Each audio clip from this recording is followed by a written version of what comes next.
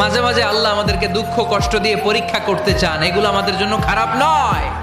এই দুঃখ কষ্ট বিপদ আমাদের কোমরকে সোজা করে, আমাদের পায়ের মাটিকে শক্ত করে, চিল্লায় বলেন ঠিক কিনা? প্রতিকূল পরিবেশে কিভাবে বাঁচতে হয় এই দুঃখ কষ্ট আমাদেরকে শিখায়। এজন্য মুমিন বান্দার বৈশিষ্ট্য হচ্ছে দুঃখ কষ্ট বেদনা জ্বালা এগুলোতে সে আপসেট হয় না, সে হাল ছেড়ে দেয় না, সে ভরসা রাখে একজনের উপর, তিনি কে?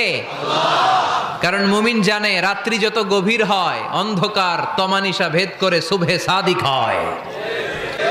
মুমিন জানে তার জীবনে দুঃখ কষ্ট বিপদ যত বাড়তে থাকে সুখের দিন কাছে আসতে থাকে। এজন্য মুমিনের হারাবার কিছু নেই। ফা ইন্নামা আল উসরি ইউসরা, ইন্নামা আল উসরি ইউসরা। নবী হে, কষ্টের পরেই আছে আনন্দ, দুঃখের পরেই আছে সুখ। আপনি সমস্যায় পড়েছেন, ওই সমস্যার সমাধানও আছে না নাই? এই পৃথিবীতে এমন কোন সমস্যা আছে যেটা সমাধান নাই? সমস্যা তৈরি করেছে কে? আবার সমাধানও দিয়েছে কে? আল্লাহ কখনো চাবি না বানাইয়া ওইটার তালা বানায় নাই। তালাও যেহেতু আছে, ওই তালার চাবিও বানিয়েছে কে?